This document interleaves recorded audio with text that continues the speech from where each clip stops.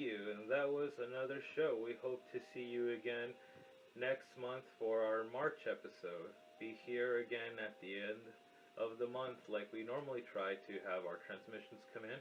And we will see you then. Thank you. Oh, man. It's so hot in here, but at the same time I'm feeling really cold. I don't think I'm doing too good, dude. You think I could maybe take a rest this month?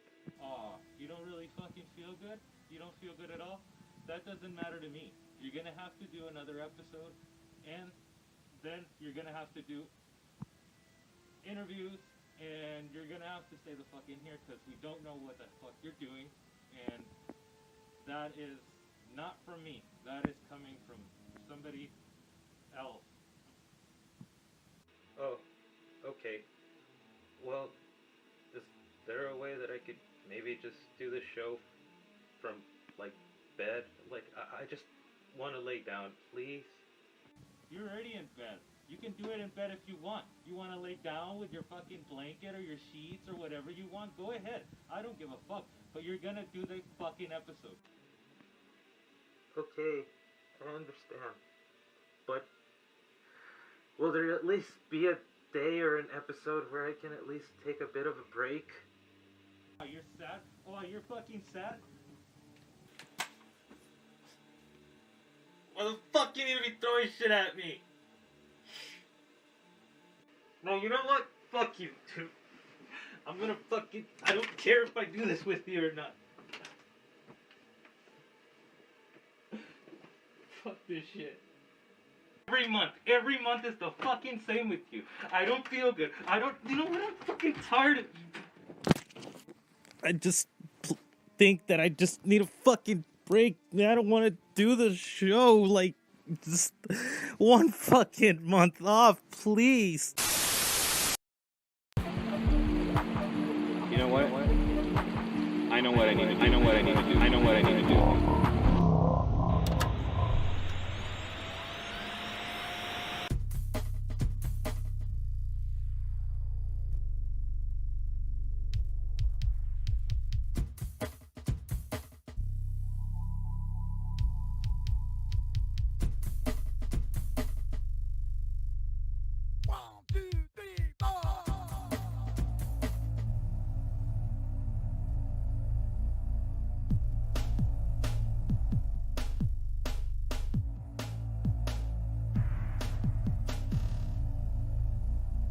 It's a kind of a strange sensation.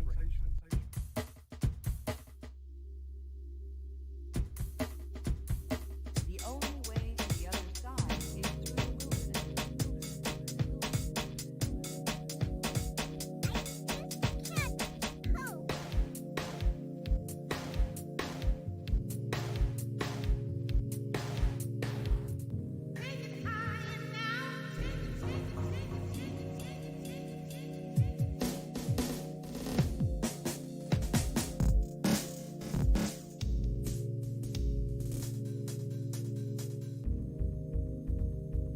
Lost my mind.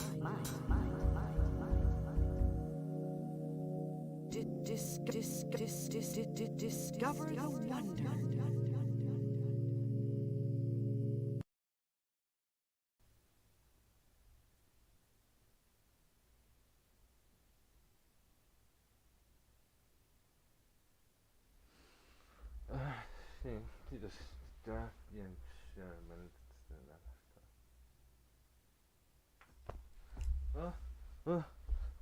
Oh, fuck.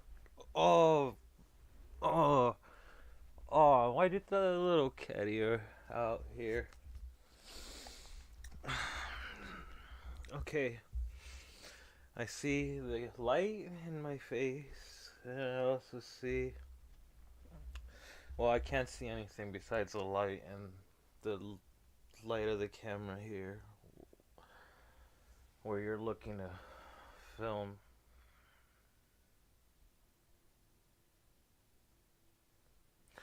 Oh, okay. The microphone's here. Hey there.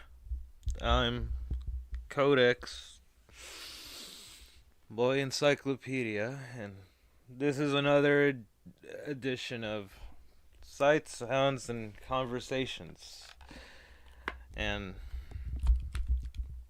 on this edition here, I find myself a bit under the weather, and it's not for any particular reason dealing with, catching a sickness or anything, but every once in a while after one works and does so much, it's important to take a step back and sit, or in my case, lay and try to get some proper rest.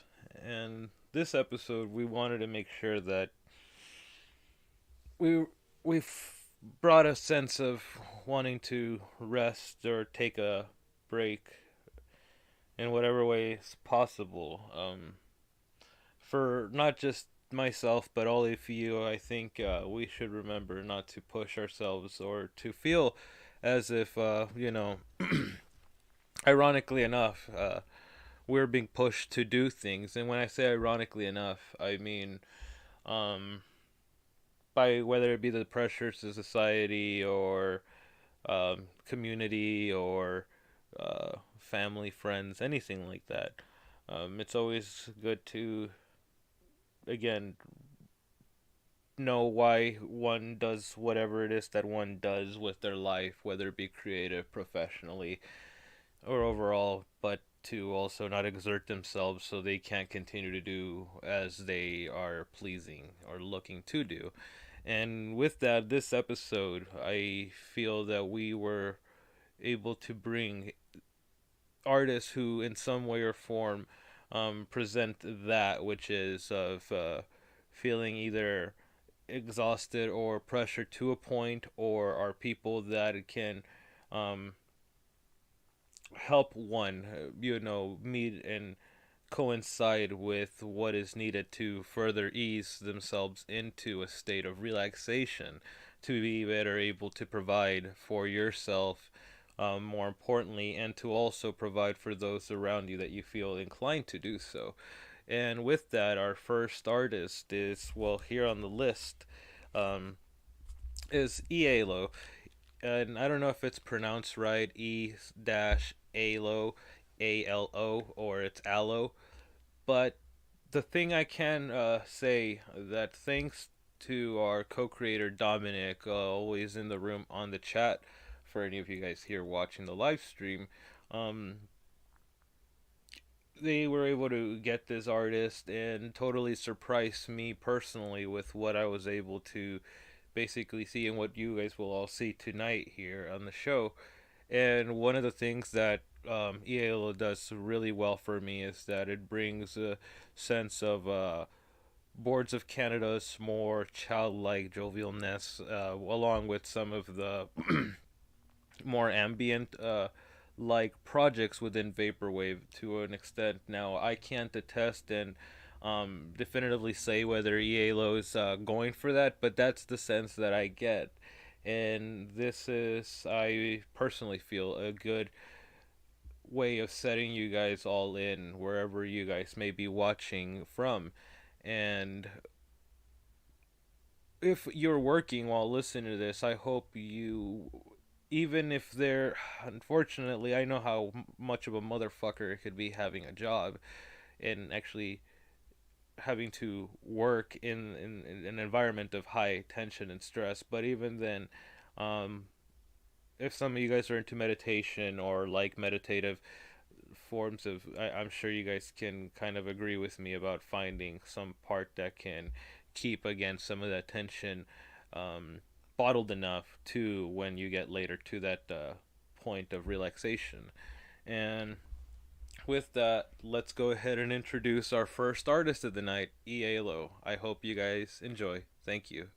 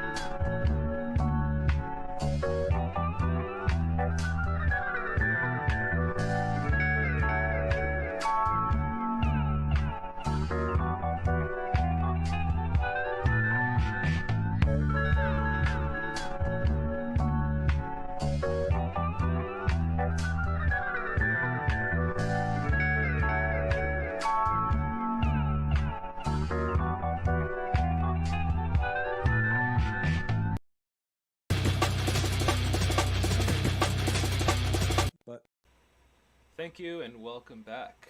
Our interview now is not with a musical performer, but a presenter. A presenter whose show is known as the Molo 360 podcast, who I would say is a form of sibling type of show to what we do here at Sight Sounds and Conversations. The biggest reason why we feel that is because of the variety and the all inclusiveness that Molo tends to bring to the show. Whether it has been from having people more oriented towards DJ culture, such as Young Shiro, having somebody more akin to running a label, like, Alex from Pacific Plaza, having somebody like more well known on the bigger scale, like Frank Jab C.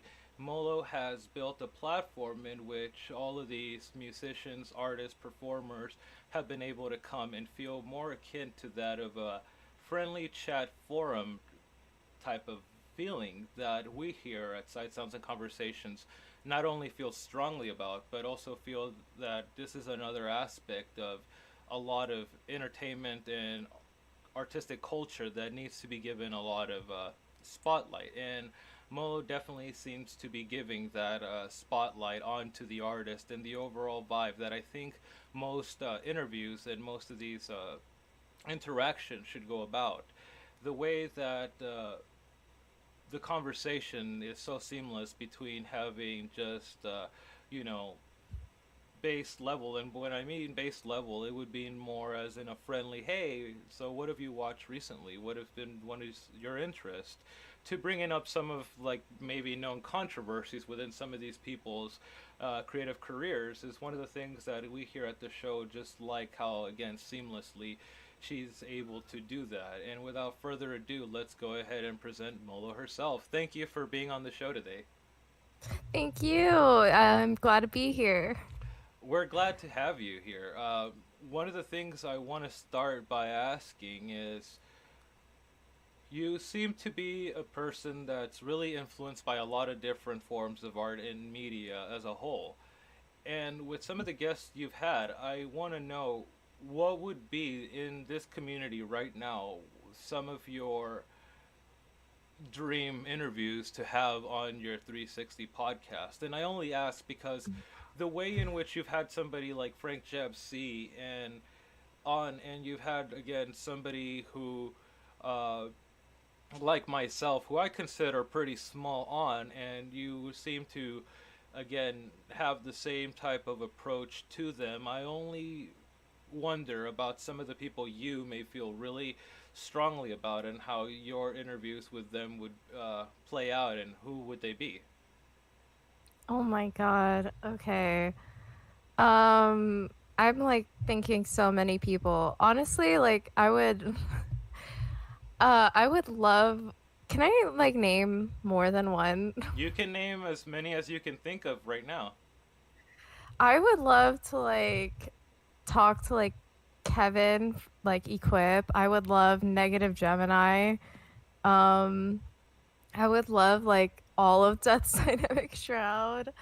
Um, I would love Pat Chennington because he is such a like important aspect of the vaporwave community, and I would just like to talk to him like one on one and like pick at his brain. There's like all of those people like, and honestly like I I just want to like have more like chances with everybody in the community, like um anyone who's new, I would love to pick your brain and see what like new talent people in the community think. Like I love that. So yeah, that's my answer. With Vaporwave being a platform that you've mainly focused on, one of the things that Hmm. I've wondered as well, is there anybody outside of like even music per se that maybe you later on your show would like to extend a form of invite to? And I only ask in like if there's anything like Vaporwave adjacent, like say there's anybody that designs clothing, that sells clothing, or an artist that does Hmm. predominantly cover art, or because you've had Keith Rankin on, who a lot of people equate Oh more yeah. to a lot of the cover art type of more illustrative side of the scene, which I'm Uh-huh. saying to those that aren't fully kind of versed in the overall nexus that is Keith Rankin's work. But what I mean Uh-huh. with your aspect here is more, is there an interest for you to, again, eventually interview or have other people as well that are not necessarily musical artists on your show as well? Oh yeah. I would, well, I don't know many, but a bunch of my friends like Chief Leaf, like I would love to. Oh, Sleep Pattern. Sleep Pattern. I have asked him. I would love to have him on. He's really amazing visualist. Um, who else? Sleep Pattern's I also a mean, I would producer of the love to like show. dive into. Oh my God, no way. Well, Really? yeah, I mean, if you catch the beginning of the show, usually on the opening credits, like Sleep Pattern is credited as one of the producers of the series here. Yeah. That's awesome. I just thought of another person, Lexicino. I would love Sega Octopus. I would love to like talk to them because they're amazing artists. Um, Leo from she's also an artist of the scene who is also a part of um the a festival. She creates she is a part of a festival with Be Careful. And they're gonna have me on. So yeah, that's sick. She's sick. Just like um I, I don't know, yeah. Like all those people. I love visual artists. Um oh my god. Yeah. Well, Anyone go ahead. I honest and also like not pertaining to like vaporwave, like I would love to like interview like people who are part of like rock scene because those people are cool. Um like emo bands and stuff. I don't know. You know, Just yeah. I'm sorry, I didn't mean to cut in. No, you're fine. One of my following questions actually kind of, well, I mean, this interview has been already pretty personal as it is, but this one is actually personal in the sense of the origins of what you have currently been doing with your podcast show. And what Hmm. I don't necessarily want to know, the entire personal details of what it was, but I want to know, what was it that really kind of made you, start doing the show, and what kind of, you know, because see, going back to previously what you were talking about Pat Chennington, and this is why I bring him up, Mhm. and what you do is that one of the thing I love so much, and I really look up to both of you, is the fact that you guys, at least to me personally, I know everybody has their own opinions, but you guys take such humble approaches to the way that you guys do content that makes it where, again, people that may not have been in here for the longest time, at least in the way that, you know, they know a lot of us or they talk to some of us, you know, but they have known about either vaporwave or the culture adjacent to vaporwave and this all this type of art. You guys make it seem where, again, if I was a person that had only discovered vaporwave within the last 2 years or so, I would feel really comfortable about trying to approach it more and trying to maybe make my own work. So with that, I wanted to again know what aspects of whether it's been being in this community or overall made it to where, again, you were able to not only just be a listener and a fan of all this stuff, but also now a presenter in the way of helping, you know, other artists. Because I feel that what you do is help. Mhm. Some of these people already may have a lot of platform, but it also, again, makes people, hmm, what's the proper thing to say? I don't want to say human because us humans, we're all pretty awkward fucking beings, but I Mhm. think you make people in your interviews, whoever they are, really seem that the same thing we try to do here, which is um, make people draw their own conclusions as to who everybody is. So not going by just some random he said, she said, they said Mhm. bullshit that comes, and that is a fucking Limp Bizkit reference to you fuckers watching in the chat. But I'm sorry, taking it back to you here. One of the things that I'm kind of getting at here with you is back to the question, which is what were the final sparks that made you kind of again say, "Fuck it, I'm starting this podcast and I'm doing this." Okay, that one, I'm part of this group called Rosewood, and we talk like on a daily basis, and it's like a group of extremely talented people, and I just felt like when we were talking, this could be, like we can make this like a podcast, like you guys are so interesting and stuff. And um they're like, "Yeah, okay." And I'm like, "You know what? I'm going to do it." I'm going to do that. Like cuz it's interesting. And to like how I started, I honestly am very new to the community itself. Um I just like got embraced by it like hardcore and made hella friends. Everyone is so nice and the music is awesome, and uh like it's just this world. And I felt like before I found this scene, I wasn't like very curious about much, and it made me more open to a lot of things. I feel like it opened me. Um so it's very interesting, the whole thing to me. And um it's not just about like the music, it's about so many different things. There's so many subgenres. It's like a rabbit hole of a scene. Um and there's so many artists and there's so many elements to the whole thing that I just was like, this would be really interesting to like even like, talk to people and learn more about it through my interviews, as well as also providing a platform. Cause as a avid fan of many things, I love to like hear like from my favorite people, like what do they think, and like watch interviews myself, and I love to consume that myself. So I was like, I bet someone would love to consume this of this creator. So musician, artist, uh label owner, I'm sure like someone would love to hear that themselves if like they can't, go up to them and talk to them themselves. Like they get to consume it through, a medium. And that's what like I wanted to do.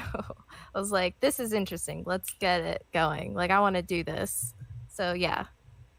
No, it's great. It makes a lot of sense. And you saying that you're not recent, and I'm gonna kind of tie this into a little bit of your personal, uh, I wouldn't say life, but a personal social media life, if you will. But Hmm. you do make a point of saying that you are kind of a fan of many things. I think on your Twitter bio you have that written on, and Yeah, your I recently changed it, but yeah. Twitter handle also is the Gerard Wayporn, which I know to some it may be funny, including to you. But I want to go Yes. ahead and tie this into my next question, which is, with the music that some associate a band like MCR with, I am only sort of to Mhm. assume that you were tied in with a lot more of the music scenes dealing with that kind of sound, if I'm correct. Oh yeah. Yeah. Did you ever go Yeah, to a I was lot of obsessed with it. Did you ever go to a lot of the shows or take in a lot of the community things with them? Oh yeah, for sure. I honestly felt like I went to Warp Tour 3 times, and every time I went, I felt like this was home for me. Yeah, Like people are just like me here, and uh, it was just, you know, that also got me started with like a community and like, outside of my like immediate life, there's something more. And MCR, sadly, I never got to see them, but I got to connect with them in a different way. Like they have a documentary, you know, and I literally have like watched that so many times. And I mean, like there's like still a level of like fan and artist, but it makes me feel like more like understanding of the arts and stuff, or like who they are. And I like that. I like understanding who I'm consuming. I like to see good people succeed. That's just like me. I love to like learn of that, yeah, like, oh, they're not snobs. yeah, They're humans just like me. They are, down to earth, or they have their own issues, or they are this and that, or they're extremely intelligent, and or, it's just cool. And that scene, um uh I I just completely consumed. I really love MCR. They changed me on a different level. What's your Yeah. favorite song of theirs, if you can think of one, or your current one, if it Okay, fluctuates? it definitely does fluctuate. Now I'm thinking I brought you your bullets, you brought me your or I bought you my bullets, you brought me your love. Yeah, That's my favorite album as it of is. It's the currently. best.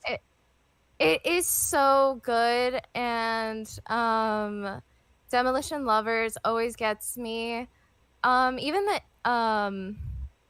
oh, and like Vampires Will Never Hurt You, that shit's so good. Um just the whole album's so good. I was like listening to it, and there's one song. One of their songs is dedicated to 9/11, and it was the song that got them like super famous because at the time when it was released, everyone was, going through that whole 9/11 era. So, yeah. And that's also another thing that inspired the band. I could talk about MCR. Yeah, no, Something that's what inspired the band was like Gerard was like, you know, depressed about like 9/11, and um he was like life is too short yeah, and started a band. So, yeah, and yeah. I only bring this up because again, I myself, it's not. I think a lot of people that may even give a damn about what I feel or think about stuff may know or care, but I actually Yeah. do find My Chemical Romance is personally also one of my favorite like rock bands. I would probably say like, and I would say probably within like my Hmm. top 100 favorite like rock bands, and Yeah.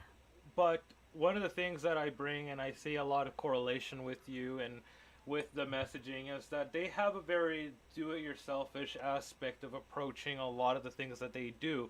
And by the way, Hmm. my favorite My Chemical Romance song is "Sunsets Over Monroeville." I fucking love the hell Hmm. out of that song. Uh, Yeah.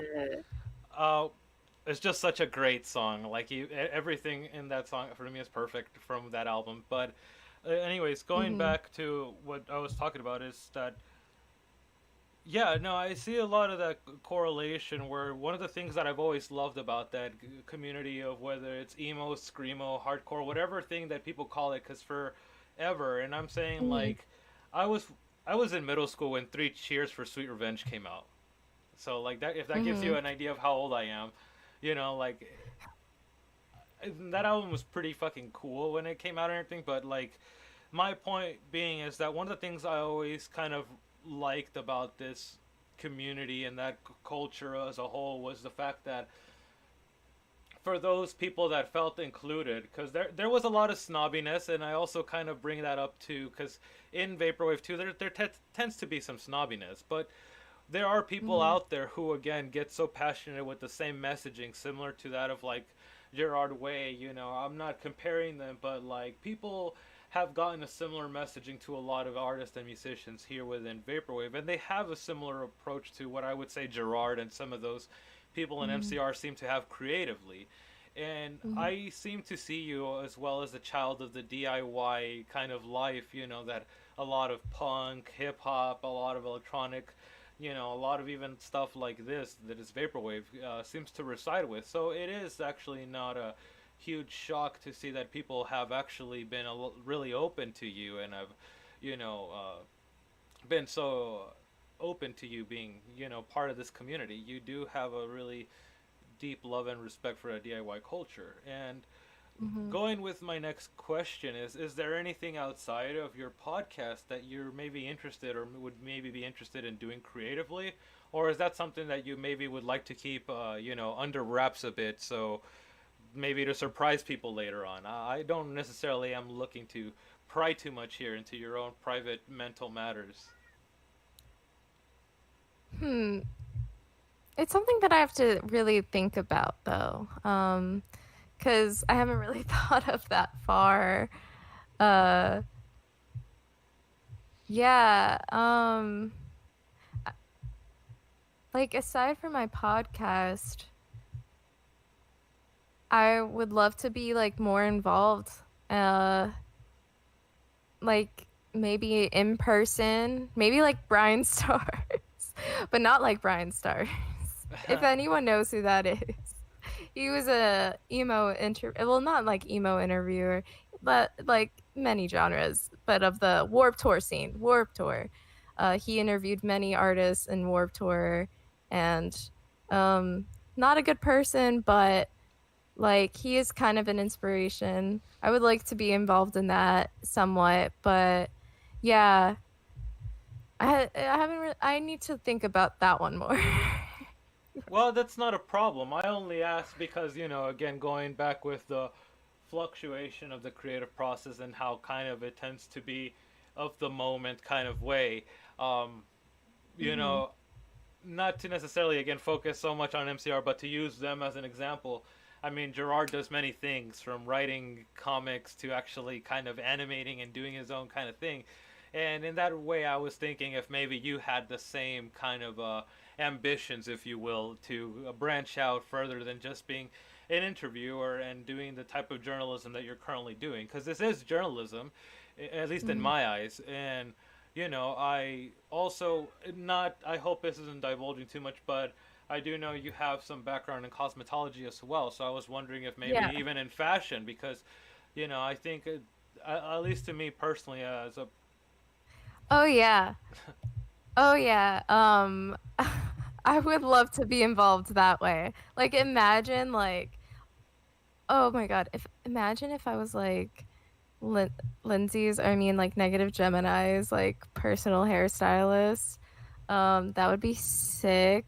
Or like my boyfriend Enrail, he wants to tour, and if I would love to like be his like personal like hairstylist, makeup person, so I could be involved and have a job, like you, you know, like while he's touring, maybe I could work for him. Like he pays me to be that, and yeah, or like that could happen with like negative Gemini because she's gorgeous, and I would love to work with her. Well, I definitely think a lot of this stuff can happen, and I definitely, Mhm. feel that it seems plausible, saying that restrictions are easing up. I don't know how a lot of people may feel about that per se, but I do Mhm. feel that again, once restrictions ease up on a sensible way, uh, whether it's you or other Mhm. people watching, let's try to make some of these things happen for a lot of you. Because I mean, just like your show, I would Yeah. like for that further kind of just the approach to doing and just going for some of these things. And I think that I Yeah. personally feel that there's a lot Or for people to offer besides, whatever they may personally ever be doing. So whenever, yeah. I have somebody on the show, that's one of my big concerns for them not to ever think that I'm like, is that all? Can you do more? No, it's more of like, hey, would you like to do more? Maybe you should. Because people tend to either get Mhm. pigeonholed or pigeonhole themselves. So I'm hoping nobody ever feels or gets that happen to them. I think that everybody should go as fucking nuts as they want to creatively, and I Mhm. just kind of wanted to open that in that same regard because here in this episode and this edition here, I think we felt that you were perfect and adequate as another representative, like we've had some of our other guests and interviewers here today, in which we just want people to get a sense again that no matter what's happening and kind of where things may be outside of our own control is the appropriate word. We should still continue to strive for kind of whatever we want to and what we're feeling to do because I think Yeah. people should just I mean I don't mean to bring this political specifically here on your interview, but if it seems that some of our leaders wherever we may be living in seem like they're not really entirely giving a shit about us, why should we entirely give a shit about whether it's our mom, dads, or whoever it is in society thinking that we need to be bland and go back to fucking regular work? I mean, we spent almost a year, whoever, wherever we may be, Yeah. you know, I don't want to do that. I don't yeah, want to be just like working any old job. I want to like, there's this the American dream. I want to live the American dream. I want to pursue what I want to pursue, and I don't want to get stuck doing something I don't want to do. yeah, Like and ever.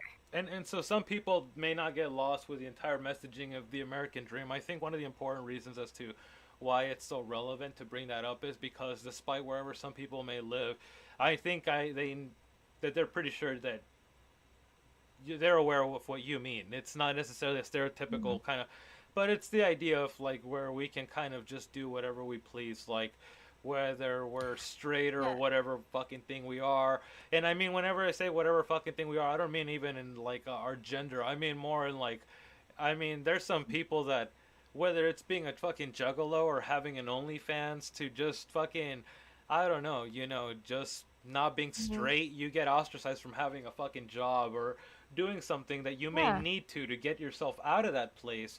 But yet, some people can just be blatant out fucking racist and homophobes and continue to live life regularly because they're Christian or they're whatever denomination of conservatism or status quo they may be from. Because it's not even the ideals of the conservatism that speak loud about that, because there's some places that have nothing to fucking do with conservatism, but they continue to have the same type of bullshit dealt upon them. And I think with this episode, when having you on as an interview, we wanted to kind of again further emphasize the idea that it doesn't matter what's going on, you should continue to do you because, I mean, what the fuck, Mhm. And Like if you can, like I know that like it comes from a very privileged place that I could pursue, you know, but like if you can, or like it never hurts to try, you know, like I know that the system that is in place is always trying to like tear us down, but you know, I've met so many people who, like, I've met a lot of 16-year-olds who left home whether they wanted to or didn't want to, and they made something about themselves because, you know, they kind of had no choice, but they were like the fuck it mentality. Yeah. Like we only have like one life to live, so to live it like without at least trying to, you know, do what we fucking want. Um, you know, just do it. Just do it. Like Yeah, I mean, be you. Nike, oh, okay. Be Nike swoosh thing, whatever. But um, yeah. to kind of come close to the end of our interview here, which has been more than a pleasure Mhm. to have here with you today. Um, one of the things I want to ask with the Just Do It thing, if you have anybody that you can think off the top of your head, who would be some of the shout outs that you could give in regards to maintaining you to do you? Oh my God. Okay. Nrail, my lovely boyfriend. All my friends in Rosewood, DS Dude, um, Alex, Agnes, Pop Culture, gonna be my roommate. Oh, Will, iClick, um, my friends in real life, Michaela, uh, my sister. Shout outs to my sister because if she didn't exist, I probably would still be like a Catholic or something. I don't know. She was the rebel, so she totally changed my life by literally being her and being the rebel. Like, thank you for existing. Yeah. Um, and, you know, everyone in the Vaporwave community, Skeleton Lipstick, you're inspirational. Um, Tech Honors, he's cool. Keith Rankin, um, Mark. I'm just gonna call out Neo Gaia. You guys are cool. George Clanton, I love you. Um, Lindsay. Uh, Shout out to everyone. Just everyone. You guys, everyone inspires me some way, in some way. Like anyone I meet always like inspires me. I don't know. Yeah. and Shout out my mom. shout Thank out you. to Molo's mom indeed. If it wasn't for you, we wouldn't have Molo here. So thank you very much indeed as well. Um, Yeah. with that, to almost basically finalize our interview here for today, in the case that people want to get more of an update, you know, of what's going on with you, whether it's creatively or such, I mean, most people that either already have been in the Vaporwave community are pretty Mhm. aware of who and where you can be found. But to those of you that haven't really been too much aware, where would be your preferential place for people to look towards for your content, whether it's just your posts or whether it's just you giving people updates about your interview and your shows? Where would be the best place that one can reach out to you or just look towards you? Uh, um, Follow my Twitter at Gerard Wayporn and follow my Twitch, www.twitch.com/Molo360. I run a podcast every Sunday at 5 p.m. Pacific and 7 p.m. Eastern. Eastern. Yeah. Yeah, check me out there. I have awesome people guest star, and that's cool. Maybe someone you like and want to know about. So, yeah. Well, Molo, with that, it's been a pleasure, and it's been so refreshing to talk to you, despite the fact that, you know, we have been on a bit of a timer here before we either try to get glitched out by something that fucking tries to fuck with us here, or whether we just get sapped out of here. But before we do that, I just want to say again, I'm really thankful to have had you on the show, and we look forward to seeing much more, Molo 360 podcasts from you. So, with that, I hope you Yeah. have a good one, and we'll talk to you again soon. Thank you. Have a good one. Have You fun. too. Bye.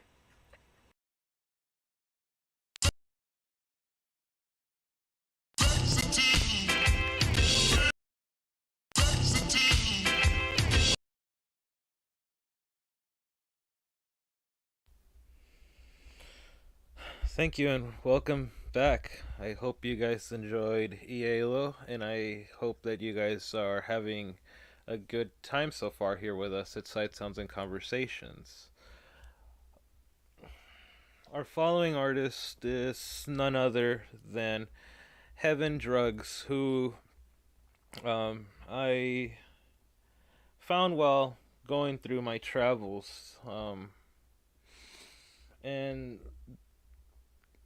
that is a thing that I want to feel and make a mention of about going through my travels, because the experience of which you're about to go through, and I mean that in a more auditory sense, is this individual here does a great job at being able to meet one of the things that I personally really have always been fond of, which has been the ever ongoing quality that Brian Eno's work contains, in whether it be the production or the sensibilities of how certain sounds work.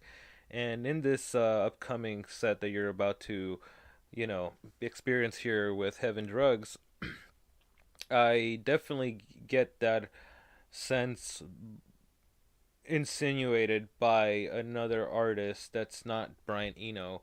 Um, One of the things that I personally get from this is a somewhat smorgasbord like experience of whether it be the work of Eno with Roxy Music, or the production, but in the way that this set puts a lot of these things, plus adding a lot of sensibilities, whether it be some cyberpunk, some traditional vaporwave, some mall soft. It's all really blended in well into a way that I could personally say would feel as a great introduction to those that haven't already been anointed into the stratosphere that is vaporwave. So without further ado, I just want to go ahead and say I hope that all of you guys are ready and buckled, or just I just can't, again, I'm at a loss for words for like what you guys are all about to hear here. I'm even like at where I can't. How should we put this?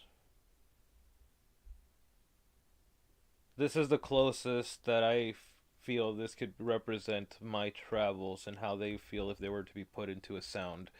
And I think Heaven Drugs does a great job. And for that, again, I'm truly humbled to have this on an episode where I'm choosing to relax. I hope this is a good companion for all any of you that are currently working, and enjoy. Thank you.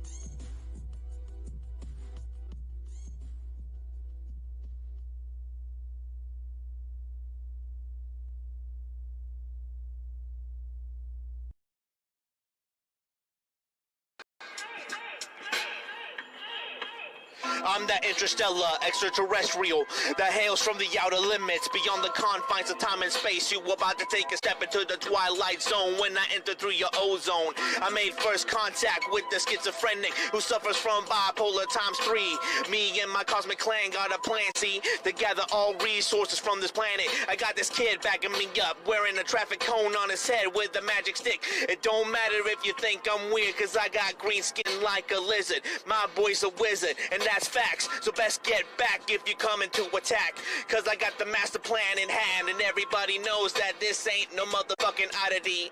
This is space odyssey. So everybody follow me through this odyssey as we unlock the secrets of the universe. Everybody follow me through this odyssey as we unlock the secrets of the universe. Yeah.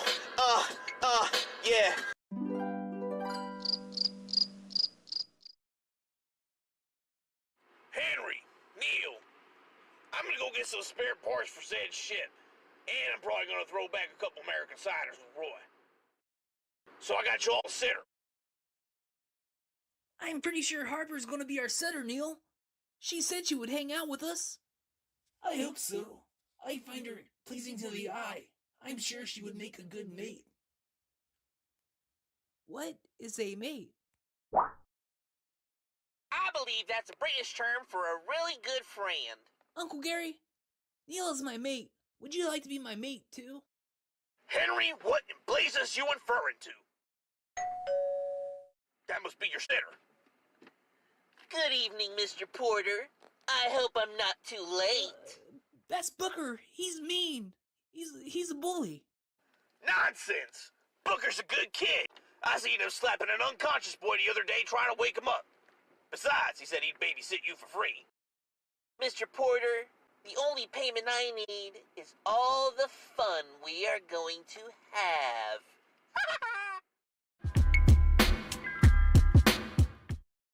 This is phenomenal, Zeta.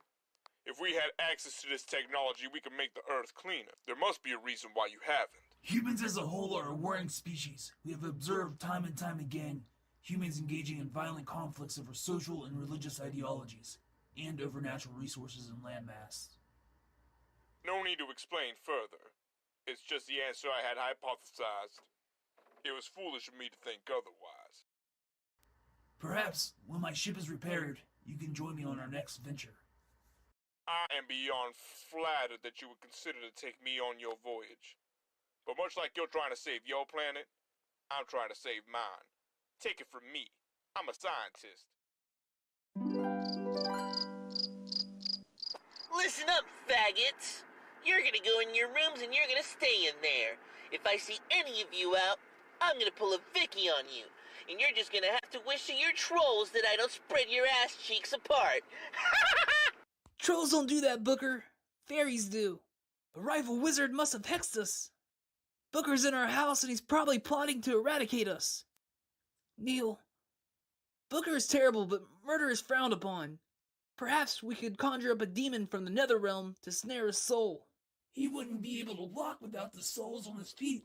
Let's do that. I know who to call for a spell. Hello, Ricardo? It's Henry. I need a spell for conjuring a demon. Hello, Ricardo? To take a soul. It's Henry. Henry, ¿por qué me está llamando? Estoy trabajando. Ay, no, yo no soy un brujo. Yo no juego con los diablos. Brujo Los Diablos? Oh, Diablo Vea con Dio. No, Henry. El diablo es malo. Vaya con Dios. Vaya con Dios. Got it. Vaya con Dio!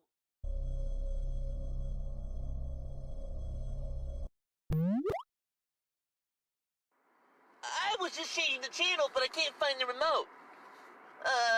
The batteries are dead. You nerds better get me batteries or I'll dunk you both. No way, Booker! You like anime too? Look, don't tell anybody about the anime. I won't beat you guys up anymore, just please. Alright, Booker, we won't tell anyone about your anime, but you have to take it easier on us. Now that it's settled, do you want to play Dungeons and Dragons?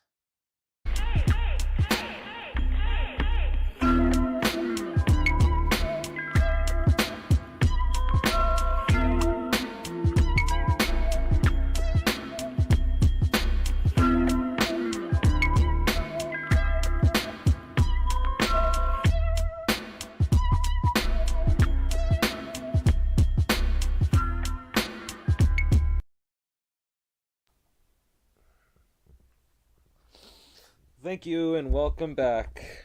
I hope you guys enjoyed Heaven Drugs. Our next performer and artist for the night is none other than Casual Alien, whose work is very reminiscent of not just early industrial, but some of the, I don't know if I want to call it an industrial revival or if it's post. I don't know. There's so many differentiating names, but I think it aligns very well with the work of, again, some of the most notable industrial noise, electronic, flirting like artists, such as some of the ongoing, reoccurring mentioned artists like Coil and Throbbing Gristle come to mind with this. But it also reminds me of some Autiker. It also reminds me of some LFO. The work of Casual Alien feels like, again, an abduction, but it's one of those abductions where you just kind of, and I mean alien abduction, which is the Casual Alien thing, and why I'm talking about abduction, if that needed to be emphasized, by the way. But it's one of those kind of like experiences that reminds me almost too of like Parliament, and not necessarily because of the way that it's you know, of the way it sounds, but it's the space spiritual like sense of it that almost also reminds me of some Sun Ra or like Flying Lotus, but it stays within its own lane of, you know, having a bit of a shadowy ether surrounding it, and that's why I'm also inclined to have that sense of industrial music with this. I think that Casual Alien's definitely going to be an artist to look towards more. The reason I feel a bit tight-lipped about this project is because, like you guys, when I first came across this artist, it was a bit of a surprise, as you guys are probably feeling as well. And this is again thanks to our co-creator, always in the room here in the chat, or also known as Dominic. I just want to again emphasize that this is another artist that I feel thankful to have gotten by Dominic and through his work, and for that I feel really thankful, and I feel thankful for having somebody like Casual Alien take part of our show here. And with that, I hope you guys enjoy Casual Alien. Thank you.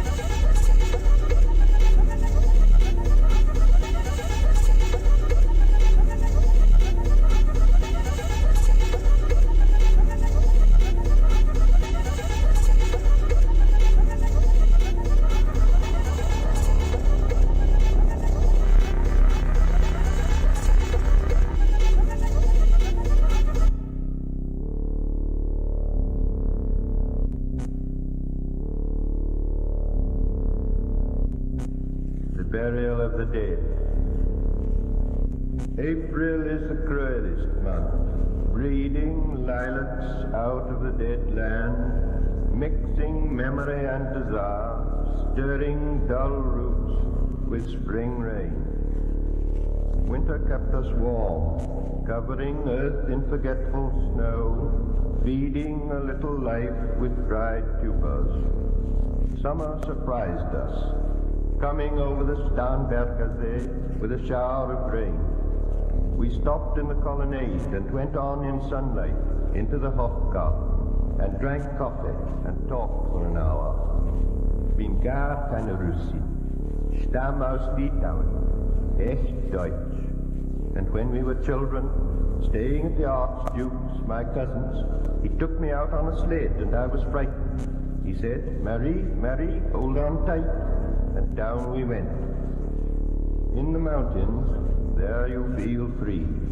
I read much of the night and go south in the winter.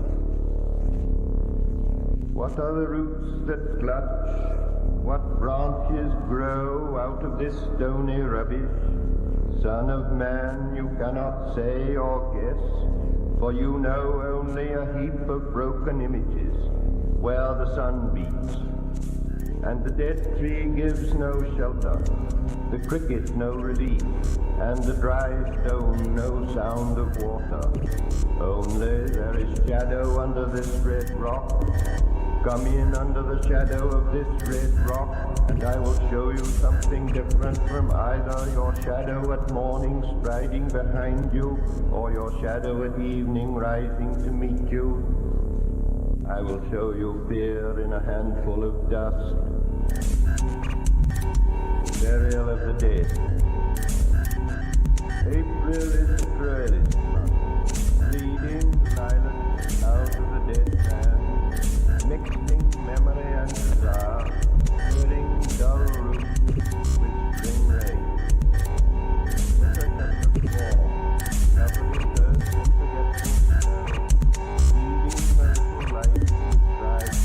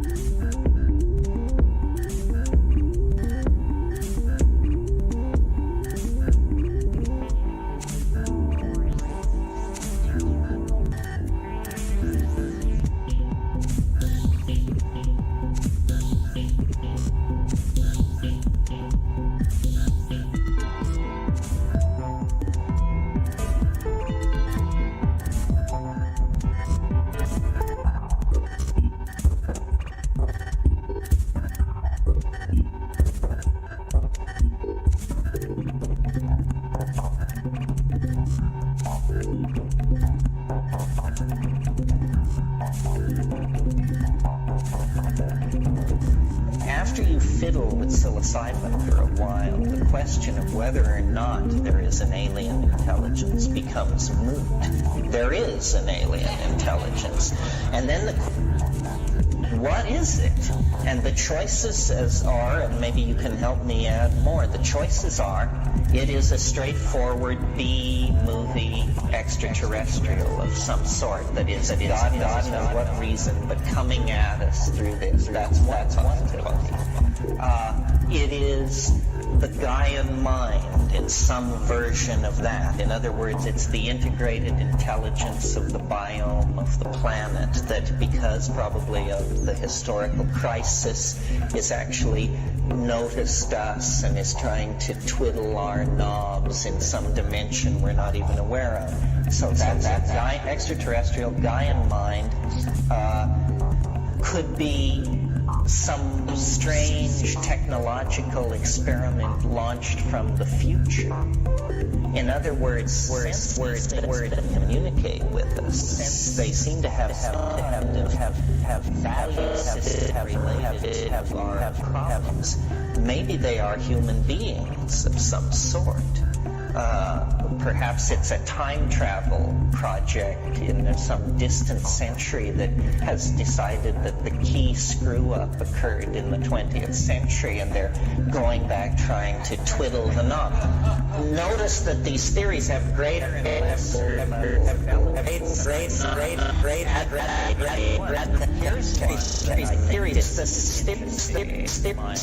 alarming.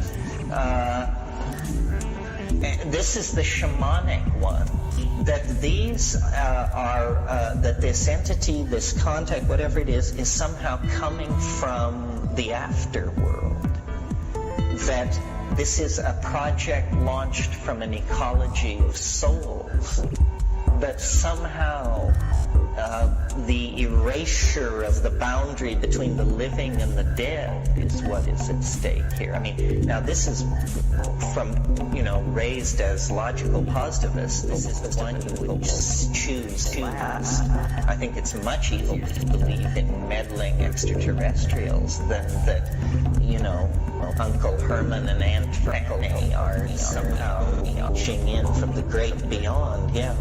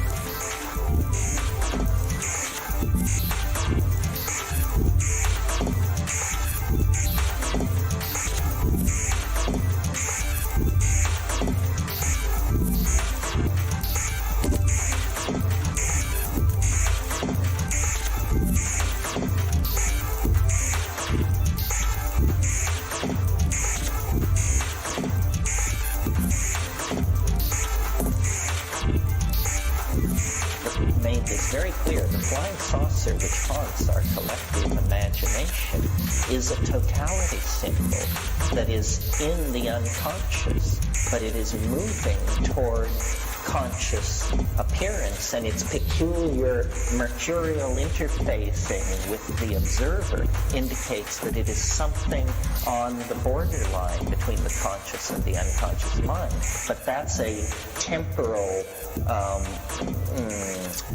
temporary situation, and conceivably this thing is moving toward us, and it vibrates with the alien, but it is in fact ourselves. And there is a kind of recurso here, where the thing we lost at the descent from Eden is actually, on a collision course, coming back again. This is the idea of the archaic revival, that we can really deconstruct reality in a fairly radical way. Made this very clear. The flying saucer which haunts our collective imagination is a totality symbol that is in the unconscious, but it is moving toward conscious appearance, and its peculiar mercurial interfacing with the observer indicates that it is something on the borderline between the conscious and the unconscious mind. But that's a temporal so you're perfectly free to believe it was just a hallucination, or you're perfectly free to believe, that it was an ambassadorial contact with an alien mind.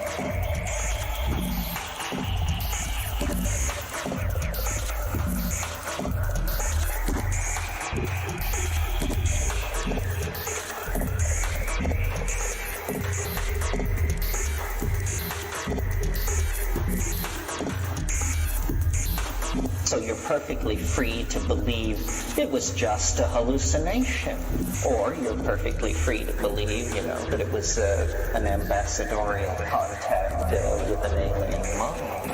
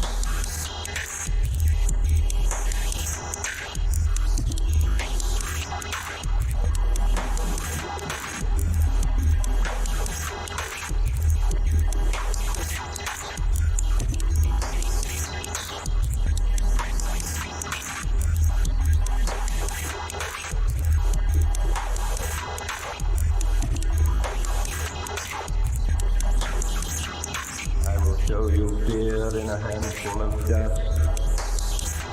I will show you fear in a handful of dust. I will show you fear in a handful of dust.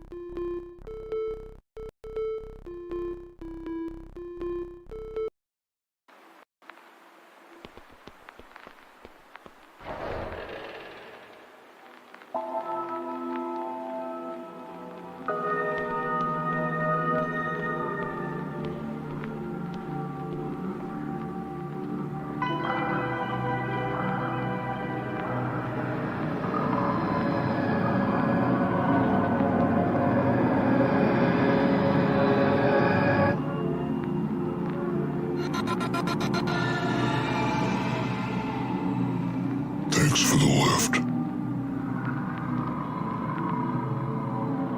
I'm so used to spaghettification as my method of transportation that I forgot what it was like to be human. What a familiar feeling.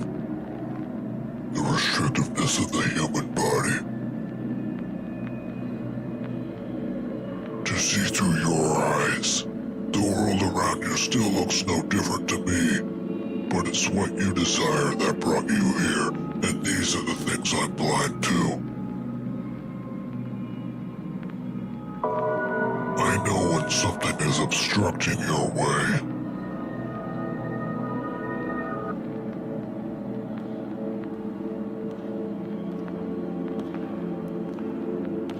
Oh! Someone's coming!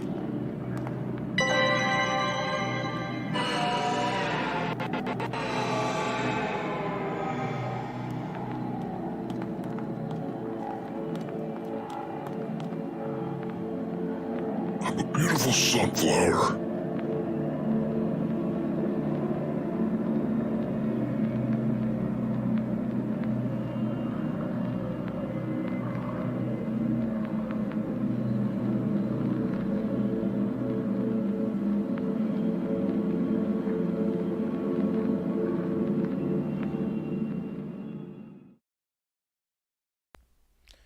Thank you. And that was Casual Alien. Let's go ahead and give it up for Casual Alien one more time.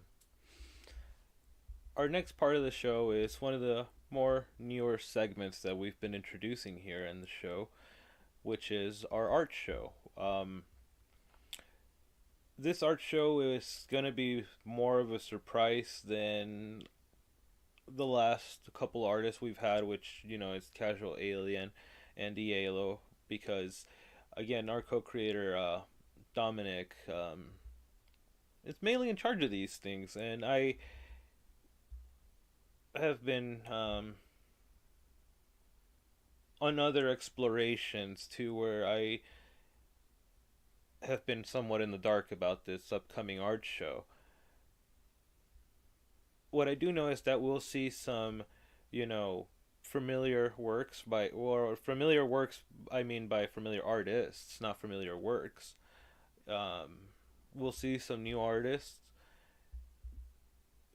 One thing I want to go ahead and reiterate, regurgitate, whatever word you want to use for just basically repeating, is that for any of you that have or do dabble in creating art of a more illustrative, digital, type, know that if you can have it in this show presented in the way that we do with these art shows, know that you can go ahead and just send something over to us, and we'd love to have it on. We're looking to do far more and expand on this, and I'm going to basically segue this by saying after this art show, you can also look to seeing an interview with Dominic, which will be an also form of workshop for an upcoming,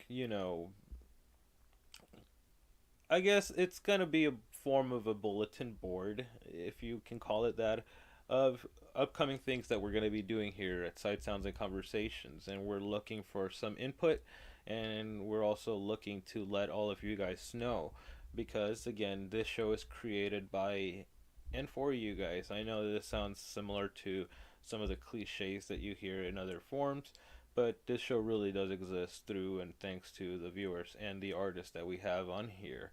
And for that, we decided that we wanted to have a bit of a workshop slash interview with one of the co-creators, that being Dominic, about what some of our plans are. And what better way to talk about that than by having it being a part of the introduction for the art show that is primarily headed and put together by Dominic.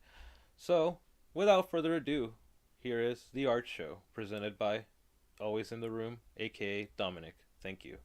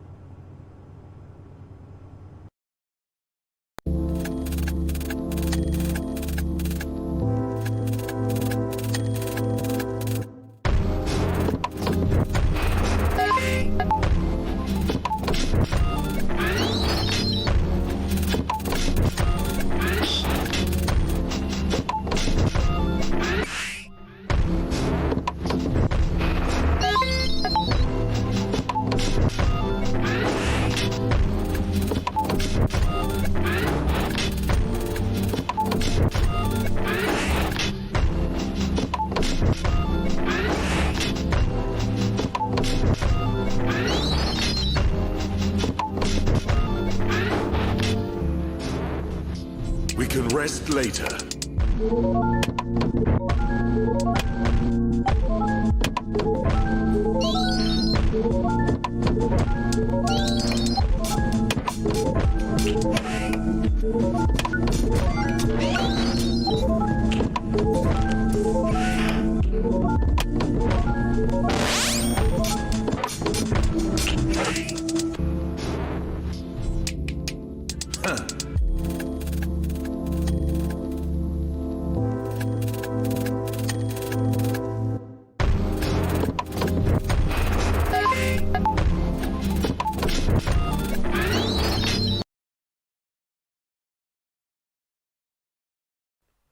Hey there, thank you and welcome back. Our next interviewee here isn't necessarily a musician per se for on this episode, but they're somebody that you've been familiarized with in the past. On our first stream, we had somebody that was listed under Kerosene Achieves Truth. To some of you guys that are already well and aware of this person and individual here, they soon became a co-creator of the show. They're also listed under as Dominic and as Dom in the opening titles. They are a force that continues to be really strong for us here at Sight Sounds and Conversations. And for that very reason, we decided to have artist spotlight also show workshop, as you guys saw in the, lineup schedule. And we wanted to take the time to, again, give a heads up of what is to be coming with Sight Sounds and Conversations as supplemental materials, as well as also letting you guys know more about another one of the people that helps make Sight Sounds and Conversations real. Before we get into asking questions, I'd like to give a further background on always in the room here. Also, and I'm only saying that because you probably are in the chat right now watching, so I hope you're actually saying hi to everybody in the chat here, dude. But during this interview here, I just wanted to also bring up the fact that this individual here has been the one that has made the art galleries that some of you guys have seen in the past possible.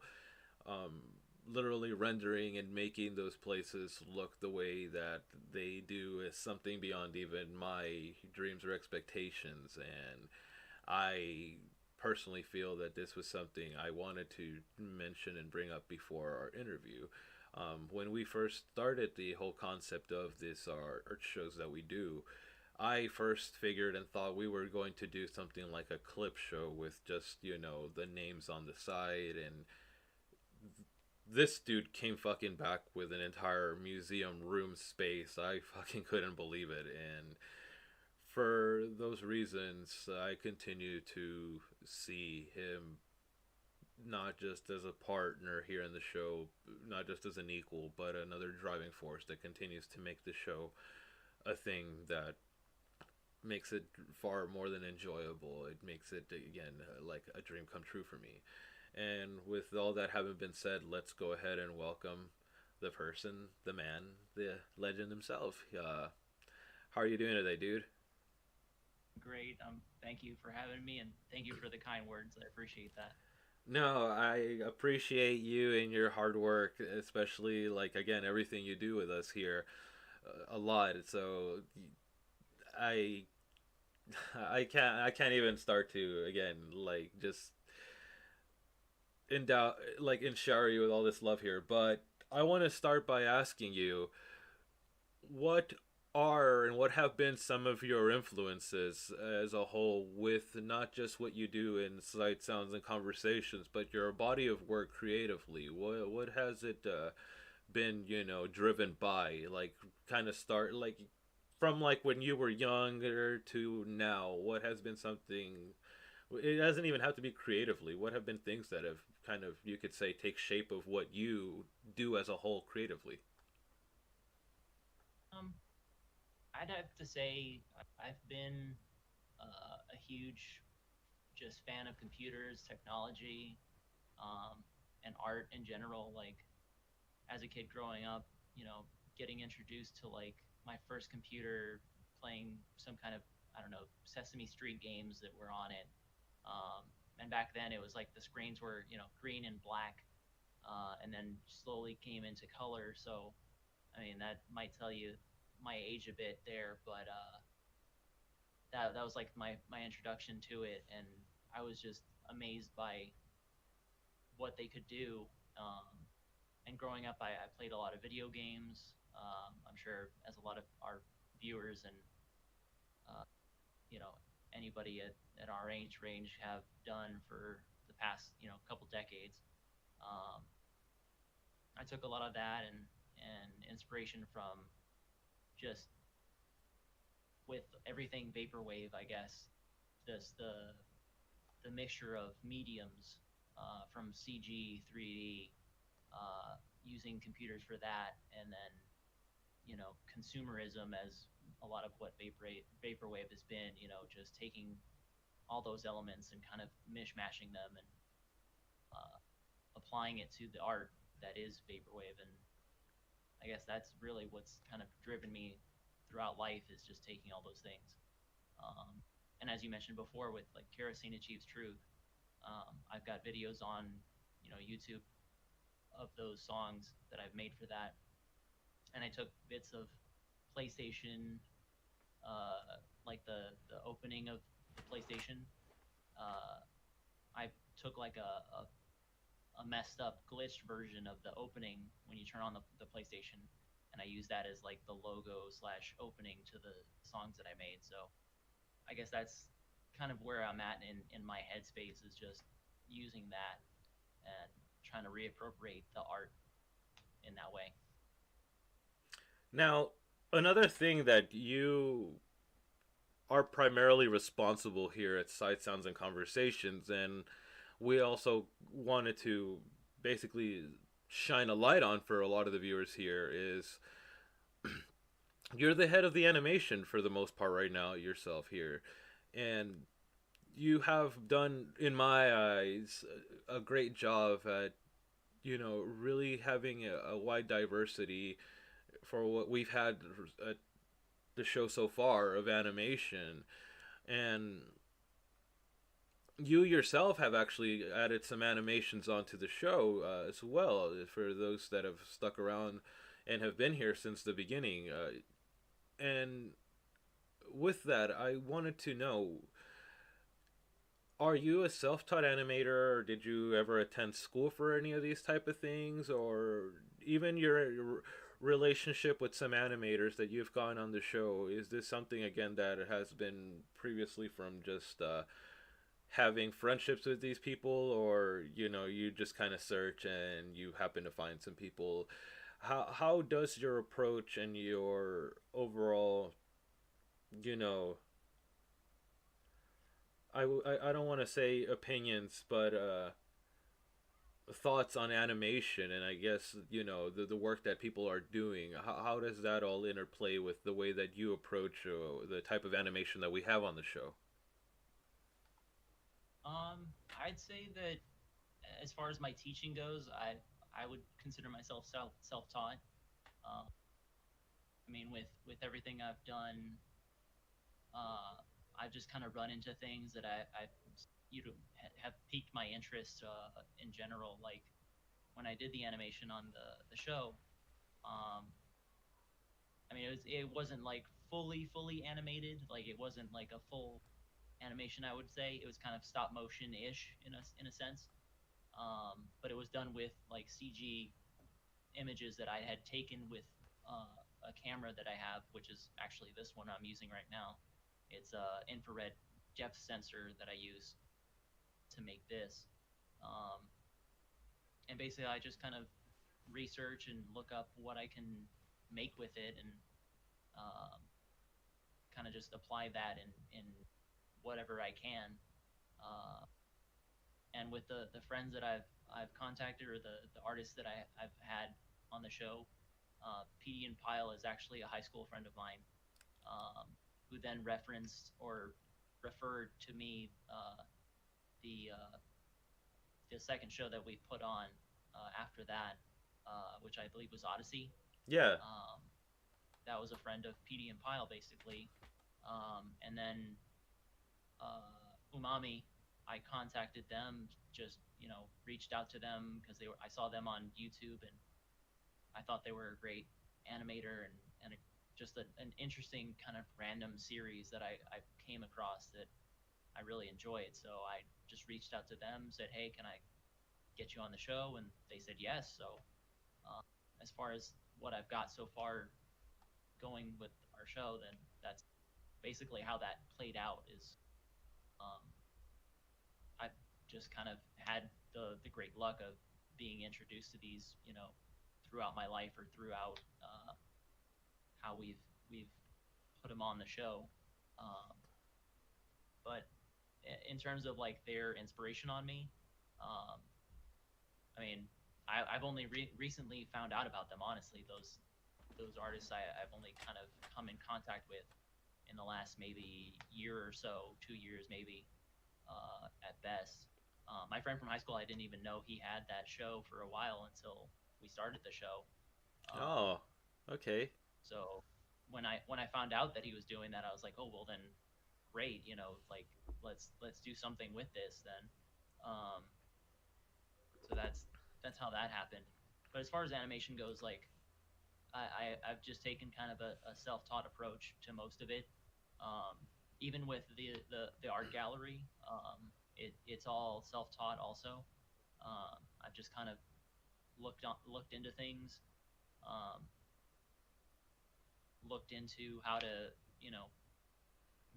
put it together, and I'm not a huge coder necessarily, but most of what I do doesn't really require it. Little things here and there I might kind of research and apply it, but for the most part it's been pretty easy for me to just get into and just work on it. If I have any kind of stumbling blocks, I usually just try to troubleshoot it. I've been in tech support for many years as a just as my profession, I guess you would call it, like something I get paid for on a regular basis. So I just kind of apply that to what I've been doing with art, and it usually works out. Yeah, and it definitely shows. I mean, hearing you talk about all that definitely makes and gives me a lot of sense of familiarity when I come to think back about, for example, your work of animation and music and the overall that you've done for the show. I think besides what you have helped with the the museums, is I think back to the Kalen Kassler set, and what you did with the infrared is similar to what's going on right now, and it kind of segues into what we're also had listed here under in the schedule for today's show, which is a show workshop.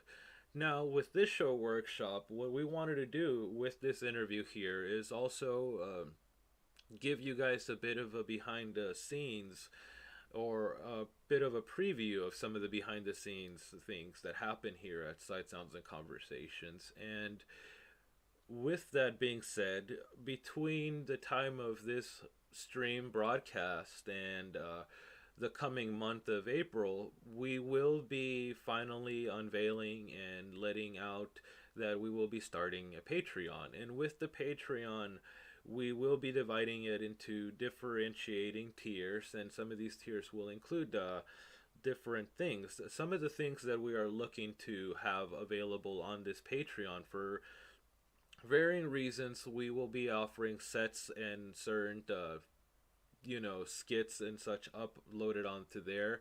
The reason being, I don't think we have to make it obvious. Amazon owned Twitch, and also Google owned YouTube don't really see the TNCs aligning with what we are doing here, as far as maybe some people that are DJs and some of their sets get muted. We, oddly enough, I gotta say, to any of you guys that checked back, we had a review that I did for Golden Living Room that got fucking muted for some reason. That was really odd, since we had no music on there, but people are gonna fucking do what they're gonna do.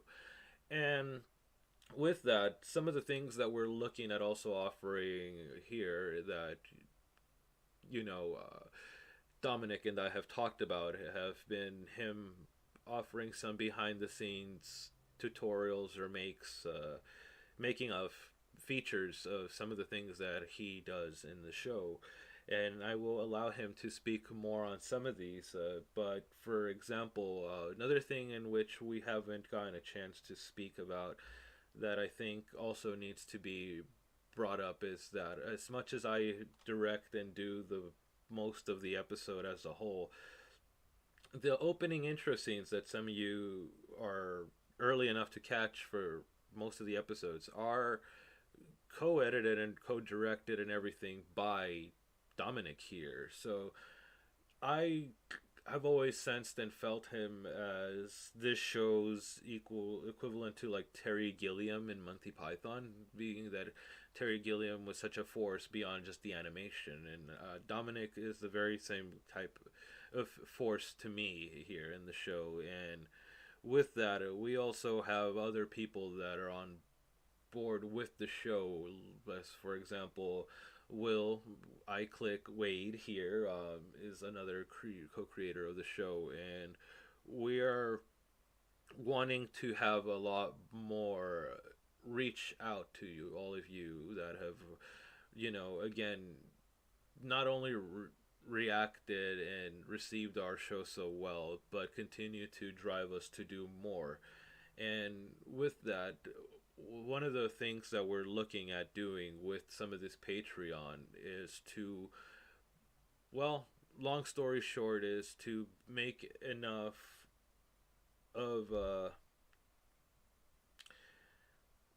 what would be the best way to put it, Dominic? Would be the proper safeguard to be able to not only continue to do the show, but to offer even more now that, let's be real, whether the pandemic is ceasing or not, it seems like things are starting to get more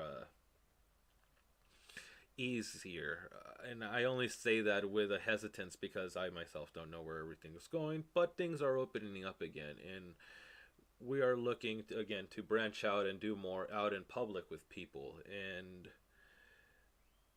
with that, I think in general, yeah, I just would say like I think we're working with a pretty low budget in terms of, you know, what we can offer, and I think we could do a little bit more with just, you know, a little bit of support from viewers or, you know, our fans. You know, if we could do that, up our production value, or provide, like you said before, with the TNCs of the various sites, like it kind of hampers us a little bit, at least when it comes to the video on demand afterward. You know, videos getting muted and whatnot. That's kind of a bummer because that doesn't allow whoever else, you know, couldn't watch the day of to actually see what we did. It takes away from that experience. So I mean, in light of that, if we could do something separate from what we do publicly on our public streams, you know, whether it be physical media or some separate stream elsewhere, which to do that we would have to have like our own private server or something of that regard, and that's not free, yeah, unfortunately. But if we could do that and be able to, you know, afford it, that would be great, because then, you know, you actually get what we're trying to put out, or better, you know, because let's face it, we with a limited budget, we can only do so much. But if we try to, you know, add to it, or at least provide more, provide an alternate source, for example, then, you know, at least that'll benefit the show as a whole. Now, one of the things I wanted to say here, and I'm saying to all in the audience and to Dominic here, is you guys have been asking too, with the fact that we're basically doing this on no budget, because we are basically doing it on no budget. It's not like there's no budget. We've had a bit of some money come in from donations that we've had ever so often from some of you all, and just from the beginning shows when we did the advertisements for Hollow Vista. But beyond that, the show's been pretty much no funding, no money coming in or anything. Now, that's not the big thing that, again, that's been the driving force for the show. I do understand, though, that a lot of you are asking or would like us to do this show more often. And we have been talking for a while and had been talking behind the scenes about taking this show elsewhere. But I am also, as much as we are a mature show, I understand that not everybody is entirely fucking 18 or over. I know some of you guys that have either watched on accident or that are watching right now aren't necessarily down with even more mature things than we're looking to do. But we were still wanting to do more of that nature. The thing that I have come to, basically conclude is that we're going to be starting a separate show besides this Sight, Sounds, and Conversations. Now, it'll be a much shorter version of Sight, Sounds, and Conversations, but it will be a lot more adult inclined, and that will be one of the things of which we are actually alluding to, that when we start the Patreon, that'll probably be behind this paywall. Why? Because in this show, we are going to be going out of our way to have more in-depth interviews with some people. Some interviews that may even involve them playing copyrighted material or things that, again, in streams are not necessarily allowed or available. So, doing Patreon would be a lot better. Another thing is that we are also admirers and also give the equal respect and support to the adult slash sex work and arts that people do out there. And we're looking to also do more to showcase a lot of that by having, different type of models or artists that do things more along the lines of risque or erotic type work. That being OnlyFans models, artists who do more, adult, not safe for work type illustrative arts as well. We also are looking to have some filmmakers whose short films may not necessarily be, that of appropriate or, acceptable under the guises of either YouTube or Twitch. So the next step for us is to definitely offer again a companion show to this show. One of the other things that I myself am also interested in doing and bringing back, and I'm gonna also tie it in with this show, is that for a while on this Twitch I was started doing These Are My Records show, and I enjoy it. I really enjoyed it and I really like doing that. However, I fucking hate that I can't play some of the music for you guys. So what I'm thinking is that on some other occasions when Sight, Sounds, and Conversation is not happening, I would like to return to doing the These Are My Records show. And I came to the conclusion that another thing I would be interested in offering in this tier as well would be to play some of those records for you all on this Patreon, page here. I will give you a short little example of some of the records that I've recently have gotten here, if you guys don't mind, which has been, I recently got this Train Spotting 180 gram pressing. I also have gotten, I found this at a Goodwill, if you guys could believe me. I found this at a Goodwill for like 50 cents. No, I didn't. I fucking didn't. But I have a fucking pressing of Loveless now, so that makes it something.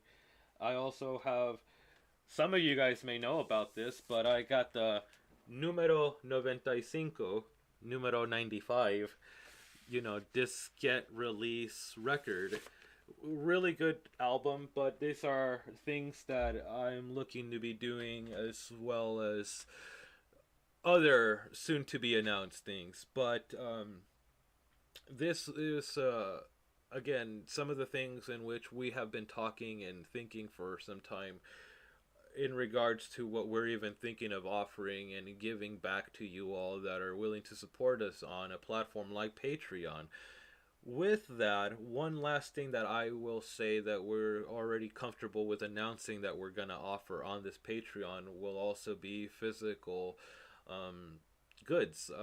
When it comes to physical goods, I'm talking about stickers, printed out, you know, scans if you guys want to have some collectible things of whether it be, you know, actual scripts that I've written, things like, you know, questions I've had for artists that I've written down, even just the actual schedule, whatever.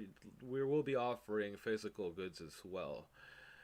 And with all that, just keep your eye and your ear open to information about this Patreon that will be coming again between this broadcast now and our upcoming show in April. But we will definitely be bringing you all something. And with that, I want to go ahead and bring this back again to Dominic here, who can give you guys a bit of a sense of some of the things into which he's looking or thinking about bringing to you all as well, besides already me saying about some of the behind the scenes things he would like to do. I would like Dominic himself to speak a little as to what he is interested in, would more likely be doing for some of you all in this Patreon page. Absolutely. Well, I definitely think that we have a lot of room for things like recordings of the show we could put on physical media. I know I've played around with the idea of putting the show on VHS. Granted, that wouldn't fit the whole show necessarily. We could do like a best of. And a worse stuff too. Yeah, and a worse stuff. We could with all my segments in there only. I generally think though that like a lot of that stuff could be, you know, put on any kind of media. We could do USBs, DVDs, and of course I think that's going to be a lot of up to, you know, what you guys want. If you guys want a USB, you know, with the art gallery on it, then most likely there'll be a tier for that. So that way you can actually visit the gallery yourself in, you know, your own time and space. And I would actually like that a lot, to be able to offer that to anyone that wants to see it and enjoy it on their own time. Oh, and one thing, if I may add real quick, that Dominic was just saying in reference to this museum, one of the things we were actually going to be adding as well and having available to you all is those actual museums for download, because if you download these museums, you yourself could walk and spend time in these museums yourself. But if you guys wanted to take a step above, we were talking and thinking about adding and having those physically available to you all in a case, customized and everything for any of you guys that wanted to have an actual physical versions of them. But that's if I recall correctly, we were talking about having them available for download as well too, right? Absolutely, yeah. Physical or available for download if you just want to digitally, technically go green, as they like to say. Then, you know, by all means, that's available. So yeah, in that regard, I mean, I think a lot of the content we have, because it's been online, I think in general we can have all that available online in some form or another, whether it be, you know, streaming from another source, like we were saying before, or in a physical form. I think that'll be up to whoever, you know, signs up for those tiers, and you know, we'll plan on that some more, because it's still in the works right now. But you know, if you leave comments here as we're chatting, that'd be great. You know, I'm gonna be here throughout the stream, so I'll be listening and hopefully engaging with you all. So definitely a good time. And you know, we're coming pretty close to this workshop / interview being an end here, and I just want to bring it back a little bit to you here. You know, I want to say, again, Dominic, the fact that you've been able to stick around and to work with me and to work with all of us here at the show to, to provide what we do for the viewers. Whether, again, this Patreon's going to start regardless, but whether you guys are watching or are able to instantaneously, contribute to this Patreon or are able to donate on, our bottom link or anything, I still want to say, openly that I really think and value what you do a lot. And with that, is there anything in regards, to whether whatever it is that happens on the show here or anything as a whole, since you've been working with us here doing the show for the past year, that maybe isn't related to us, but more so you want to address the audience, something you would like to say? I just want to give you like a minute or so to just, say whatever you kind of feel maybe somewhat relevant to this moment right now. I think, you've you've always been a bit of a quiet force to a lot of people behind the scenes that may not have already talked to you. And, with this interview workshop, I really, again, wanted to give a further, emphasis to the fact that this show isn't just me here, Codex, because I do the segments. This is us, all of us. And when I say all of us, you are one of the persons in us that I always thought about when saying that. So with that, is there anything that you would like to say? I would generally like to say that I'm grateful for you being the one that started this all. I wouldn't be here without you, for sure. I enjoy what we do together. Being able to do the edits on the intros and the outros, I've enjoyed that immensely because it's been just a fun experience. Getting to express myself in the various ways that I've been able to, and coordinate with you and Will and the rest of the team, being able to just engage with the artists in the community has been just overall a great experience. And I can't see myself doing anything else other than, expanding on this as much as we can and trying to just, make it the best that we can. I mean, it's been a really great experience overall, and I just want to thank everyone here and everyone on the team. You, Will, Futura Surf, Sleep Pattern, Genesis. I'm trying to think of all the names here. Help me out here. Oh, I mean, we have quite a few. I mean, the entirety of Rosewood, who, they do a lot of. We do some consultation with them when it comes to whether it's asking for opinions or ads. I mean, we have a lot of people that may not necessarily be like in the show all the time, every episode, but we've definitely, I feel, started gathered more from a team onto a network of people, and this is again one of the reasons as to why with this interview again I felt that it was important for us to showcase some of the other people, which we're gonna be doing more of as well. We're going to be taking times to interview some of the people in this show, and as well as on social media profiles you can probably see more things we will be posting. Before we leave, another thing we're going to be doing here that I wanted to mention is we're going to be revamping our entire Discord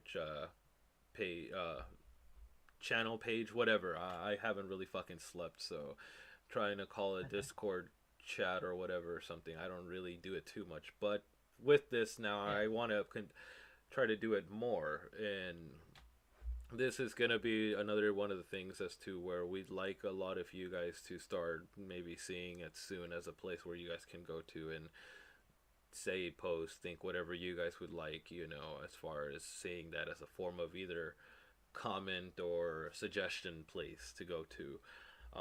With that, Dominic, with all that you were saying, is there anybody else besides people of the team that you would like to maybe shout out that aren't necessarily associated with the show? I mean, I definitely want to thank all the artists that we've been fortunate to work with, because, I mean, without them, it's just us doing the silly shit that we do. But I think that, it comes down to, we're all collaborating here. We're all trying to make our art. It's a big team effort, and I know a lot of people say that, but for this, I feel that it's true, because it's not, one singular person or just a few people. It's a collective of people. It's really, a team effort, because we all contribute our own bits, but it's, at the end of the day, it's our art.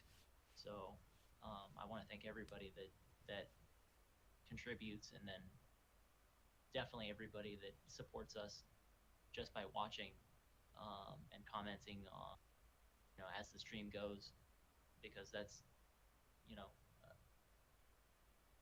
we're doing this not just for ourselves, but for you as well. So thank you, everyone that's here, either chatting or as part of the show. Yeah, no, it's great to, again, have had you on, and I want to, again, thank you for having had the time from everything that you've been doing for the show, and that you also have been doing in your personal life, to have the moment to talk to me and to talk to some of us in the show today. And with that, I want to thank you all for sticking around for this interview, and we'll be right back with some more. Not interviews, but some more show. Thank you.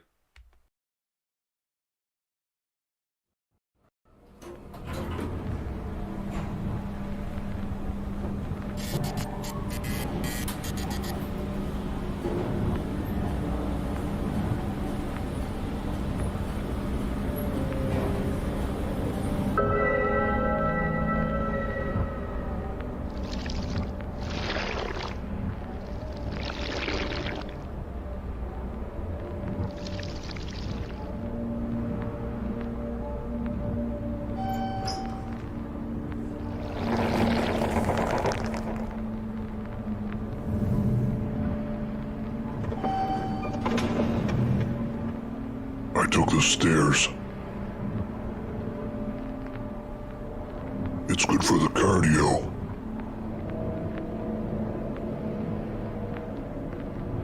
You look like you could use... Mesdames et messieurs, le musée fermera ses portes dans 15 minutes. Veuillez s'il vous plaît vous diriger vers la sortie. Did you know regular exercise can change your DNA? One of the most important... Attention visitors. The museum will be closing in 15 minutes. Please make your way to the exits.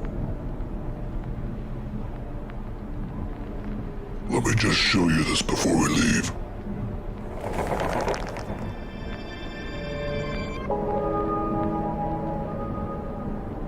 Painted in 1943, the year of my transformation.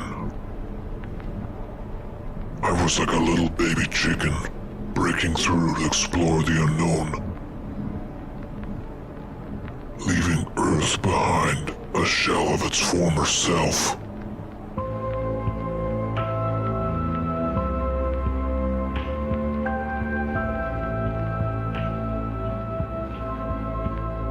Something is telling me this is what we have in common. The only question is, when you broke free, what did you leave behind? Dad, when I was young, I wanted to be a photographer just like you, to freeze time and to bear witness to the world. That never happened, but I have memories. After Mom got sick, during the funeral, the pastor just stared at you. I was too young to understand, and maybe I still don't. I'm old now, like you should be, but I need to ask. When I join Mom, should we wait for you? Will you ever come?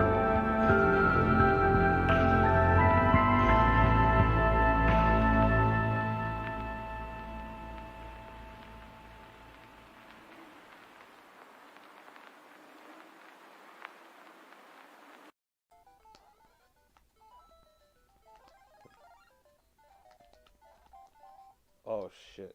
Hey, welcome back. How's it going? Hope you guys enjoyed that interview. And the art show too.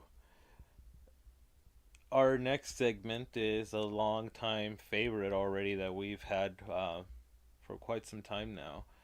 And in this block of music videos, you can expect some new videos, of course, as well as some old-time favorites that we've already played on the show, but some of you guys may not have caught the first time round.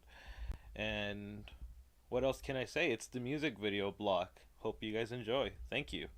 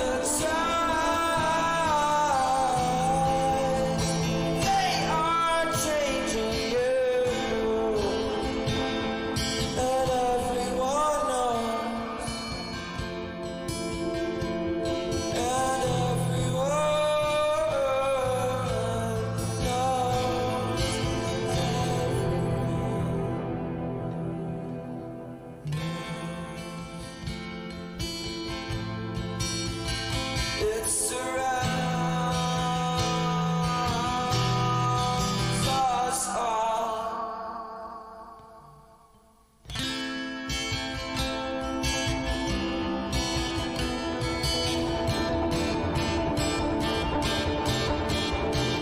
This is who I am.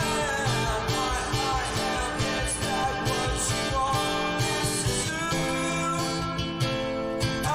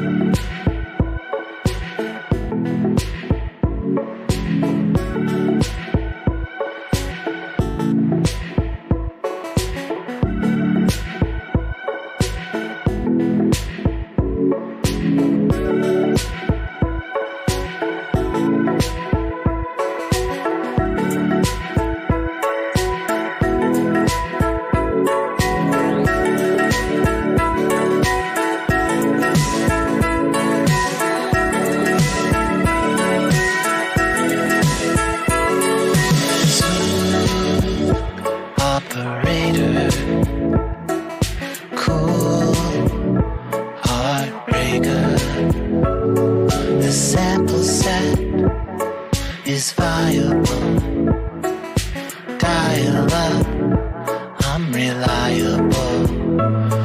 You want a piece of me, but you'll take the imitation.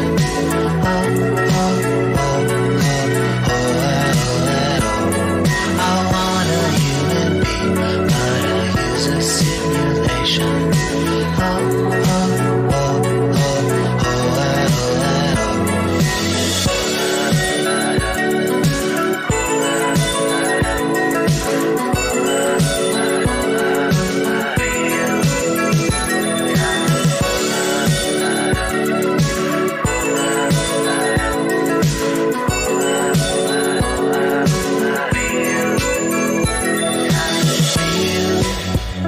time lover, informant, undercover, the double bind instituted, the volunteers executed. You want a piece of me, but you'll take the imitation. Oh, oh, oh, oh, oh, oh, oh. I want a human being, but I use a simulation. Oh, oh, oh, oh, oh, oh, oh. Want a piece of me, but you'll take the imitation. Oh, oh, oh, oh, oh, oh, oh. I want a human being, but I use a simulation. Oh, oh, oh, oh, oh, oh, oh.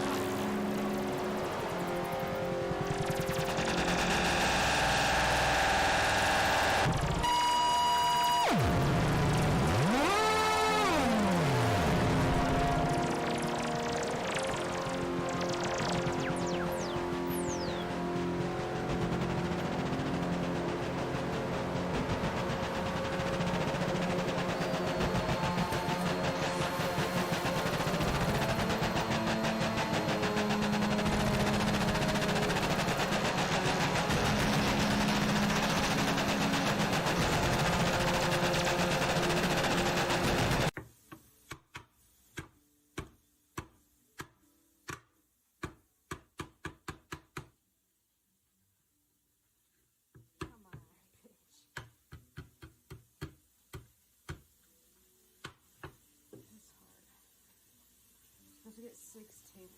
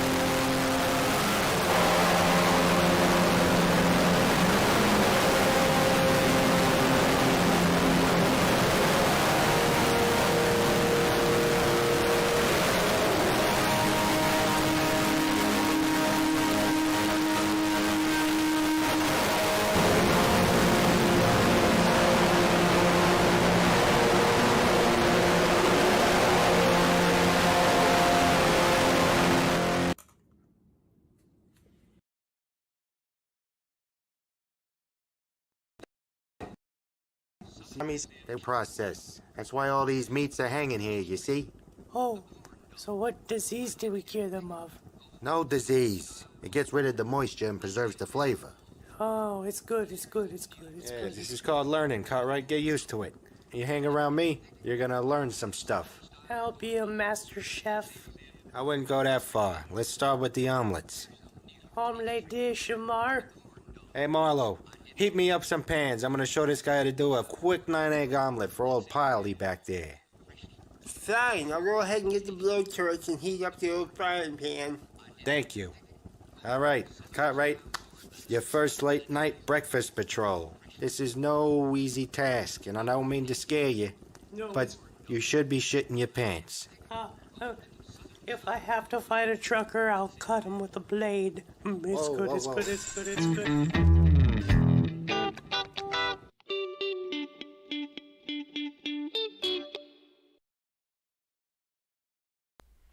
And that was our music video block. Hope you guys enjoyed. Our next artist has already been a long time associate of Sight Sounds and Conversations, and it's a growing list of team and personnel, and this is one of those people who we are more than happy and proud to have tied up to the show now in a more deeper sense. Not quite just yet, but it's coming in a further sense, and that is SquarePeg, who a lot of you guys know as Chris Golden.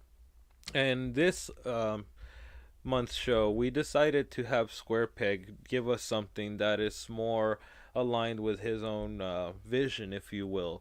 In our past collaborations, whether it be our first art show, or whether it be the music video block of, I think it was, I know it was season 1 for sure, but I think it was the second to last episode where we had a sort of music video type of video installation put together by Chris Squarepeg here, and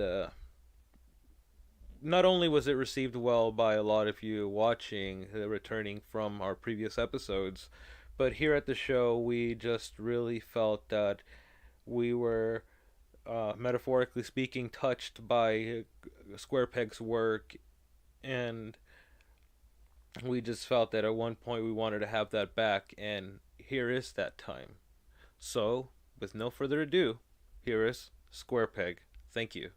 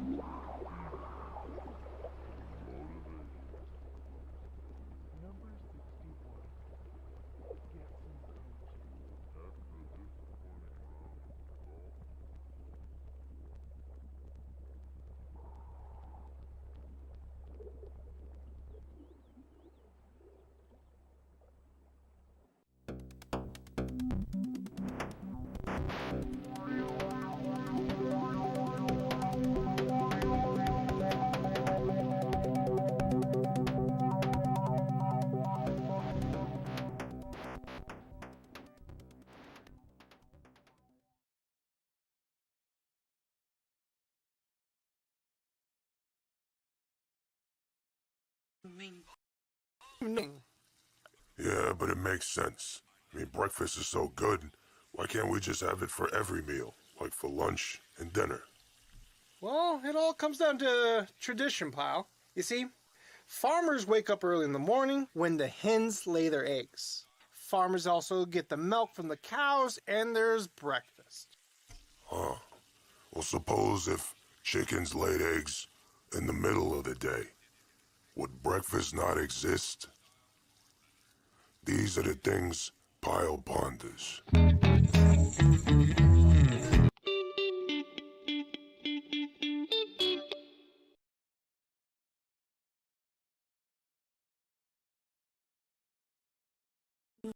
You know PD and Pyle on mine? Yeah, I knew about that, Cartwright, but it's only those stupid little clips. Who wants to watch that? Oh no, they have full episode on YouTube. Wow, imagine somebody wanting a full episode of this. If you do, subscribe to PD and Pyle. It's good. It's good. It's good. It's good. Do it now. It's good. It's good. It's good. It's good.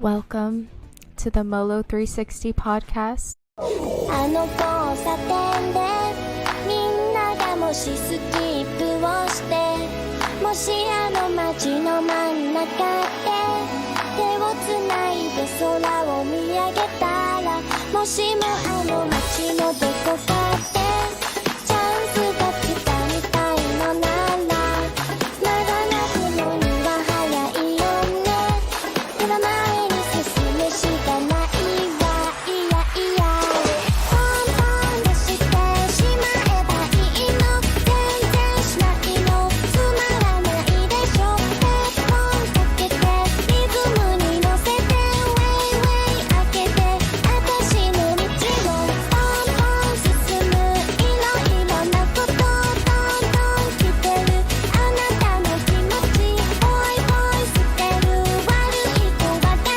そうそういい子ああ You make me happy Everyday fun Every time we fall メリーゴーランドみたいの Everyday fun Every time we fall 多分そんなんじゃダメでしょポンポン出してしまえばいいの全部ウェイウェイウェイポンポンウェイポンウェイポンウェイポンウェイポンウェイポンウェイ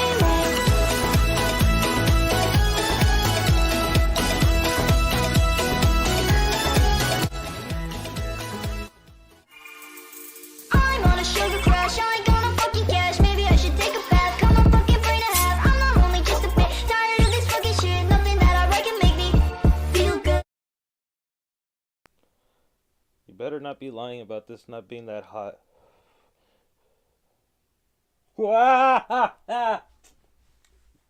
Oh, fuck. Okay. Okay, thank you and welcome back. Motherfuck. Okay. That was Square Peg. Thank you. Really wakes you up, which is good because our next artist is gonna wake some of you up or get you guys up and moving. We've been having a chill show so far, and with that, we have our next performer, who is none other than Goji93. Goji93 comes from Canada, and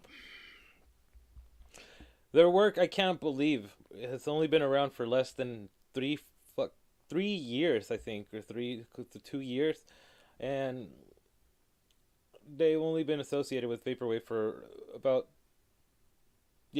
for as long as 2017. Or we'll have an interview here. I'm sorry, I'm trying to gather my thoughts after I'm burning my mouth here with this hot coffee.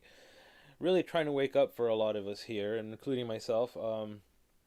But yeah, Goji, it's an experience that again I can't believe it's only been around for less than 3 years, and it shows something that we'll touch back on in the interview that you'll see after the set, in which I'd like for a lot of the viewers or any of you that have either been in this community or have only come across it recently to know that this is a place for any of you to not be afraid and just kind of go after what you do, and then to use that as a means to create and do more, whether it be within this community, this type of work, or something else you strive to do.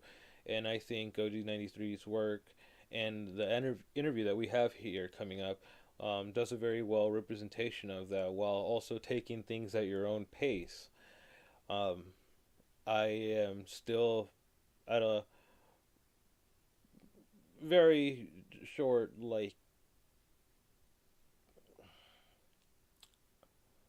I'm always just at a loss to have people whose work hasn't been around for so long, or have not been, as known, and to be hitting the kind of marks in which I feel they're hitting. And this is one of the things that continues to make this show such a pleasure to help put together for all of you watching. And I just hope you guys enjoy Gogi 93 here. Thank you.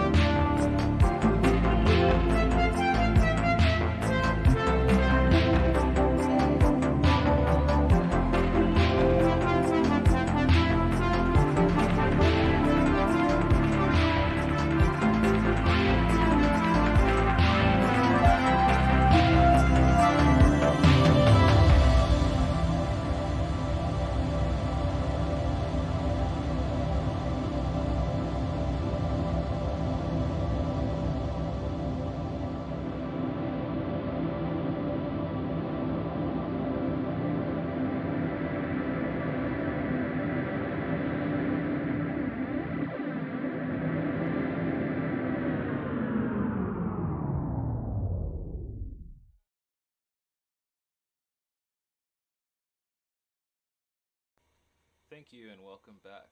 That was GoJ93, whose recent album, actually recent as of last year, mid last year to be exact, Weeknights, was originally first self-released and later on picked up by Wave Race Form Collective.